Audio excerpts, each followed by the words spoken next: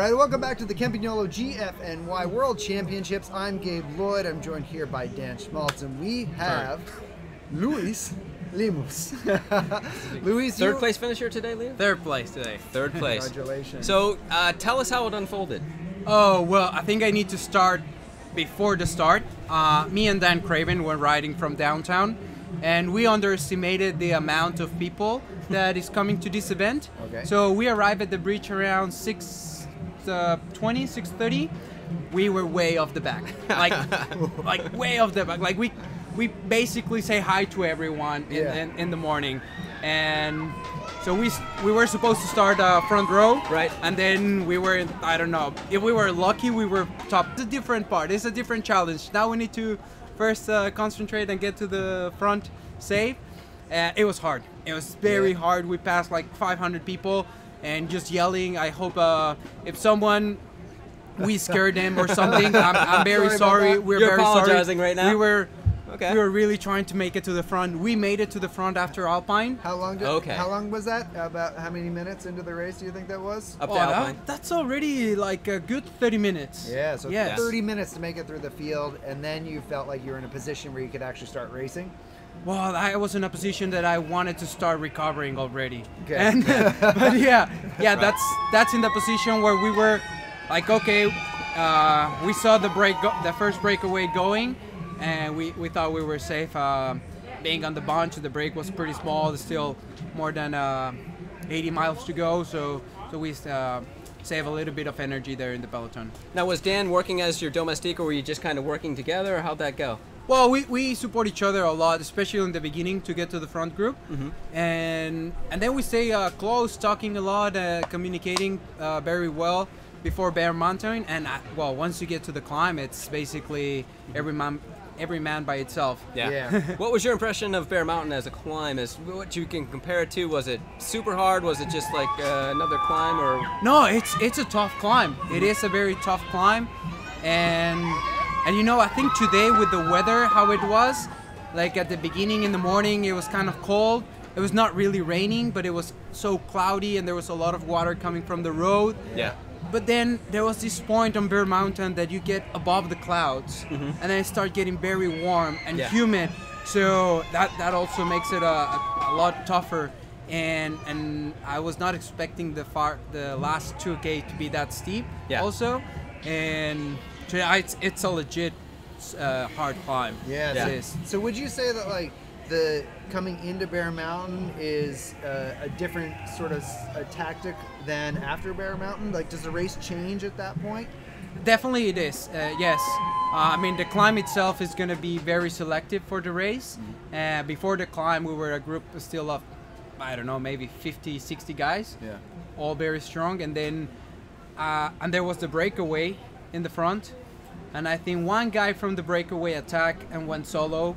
And then me and the second place finisher attack on Bear Mountain. We were the second and third on Bear Mountain. Right. And then already after the descent, it was just like, I don't know, 16 maybe man group, less than 20. So you can see it's a big difference. It had to be difficult for you realizing who to follow, right? Was it tough to know who was who, or did you just how did you know who was going to be able to work, you know? Yeah, it's my first time in here, and I don't really know the people from here, but well, number 2, like I assume he must be the last year's winner. So like, okay, this would be a good wheel to follow. And then everyone's like, oh yeah, follow this number, follow this other number. And so it was I was just like trying to look at some of the other numbers, and also with the climbs and everything, you see who's looking strong, and then you just pay attention to that. Once you get it into a group of 10 or 15, then you can see who can hang, who's not. And you might have, did you try some test at 10? A little bit of disadvantage that not knowing the course. So sometimes I was like, oh, maybe I was feeling good, I want to test someone, and then it's like, what if I attack and then we turn right and there's a steep climb? I might get dropped. So we talked about that today, you know, that you were riding with two former winners at the end. Both knew the finish. They also knew Mike Marguerite, he's from here. He rides these roads all the time, so he knows exactly where he is at every point, putting you at a severe disadvantage tactically. To be fair, I should have paid more attention to the map, to the videos, because I thought we were coming actually to the finish from the other side of the road, and then we crossed the finish line. It's like, okay, I'm a bit lost in here. So, but with on the website and with the maps, the videos, I should have done my homework, and I didn't. Also, I did not have the legs at the end, but I thought when I saw the balloon towards the end, I thought that was 1K to go, but that was already 100 meters to go. So they knew the road better, but they were also stronger today. Okay. 1K at 100 meters. It seemed like when you came into the last climb up Dykeman, they gapped you a little bit, and then you had to like kind of crawl your way back. And as soon as you got there, then they attacked, and that was it. Yeah, they had your number punch. He doesn't know where. They knew me, but to be fair, they were stronger today. I think they should believe on themselves a little bit more, because because I was dropped on the climb, and then I was almost cramping. I was like, oh no, I need to just come back, and then it was a hard headwind. Yes. So that way a little bit of my advantage, and I got to them, and I got to them, and they were like expecting me to attack or to work, and I was like, guys, I'm just coming back, and I barely made it in here again. Yeah. Right. It was amazing that the three of you just got such a big gap so quickly. You did probably put 4 minutes into the rest of the race, like right away. I think when you guys snapped the race, it really snapped hard. I think you know what happens is that every time there was a little bit of a selection, everyone was working very good. Yeah. So when we were about 16 guys, okay, maybe not everyone was working, but then at some point we were like 6 or 7, everyone working pretty good. Then it got reduced to 5, pretty good. And then when we were the 3 off the front for the 80% of the time we were only 3, we also were working pretty good. Like everyone knows, like, okay, you already make it to the top 5, so you just need to keep this gap going, and then you'll be top 5. Right. And then we were 3, is like, okay, everyone has a podium, so if we work, we don't screw it up, we will all get a podium spot. And also we all knew about the last climbs. It's like, okay, the last case is going to be the most decisive part. So yeah, I think everyone was always working together pretty good. So do you find that this race or this style of racing more like a marathon style race where you start in mass with everybody else, including women?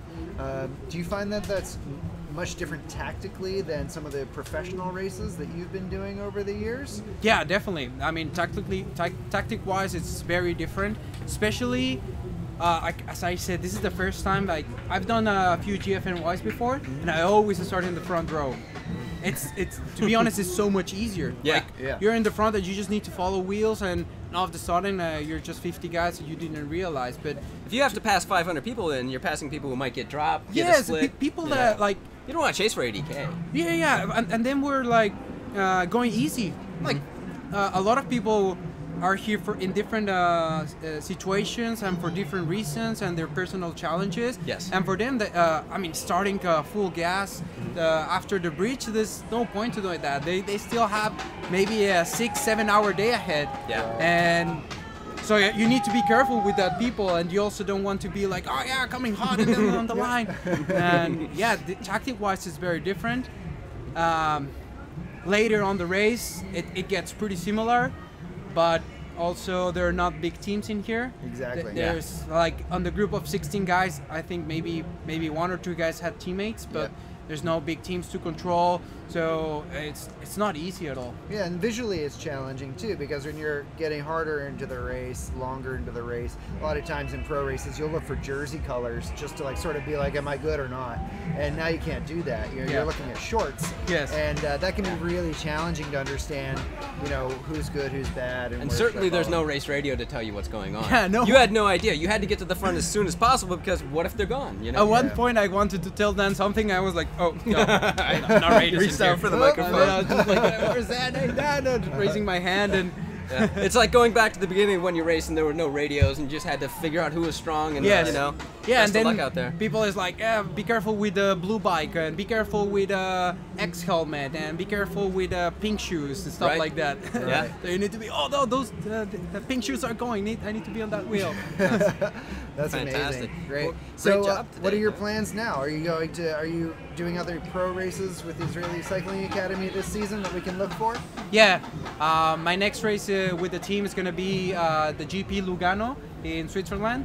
So, well, my plans right now is to enjoy now here the expo and the atmosphere. Enjoy New York City tomorrow, and then fly back to Europe on Monday, and then get going to the Great.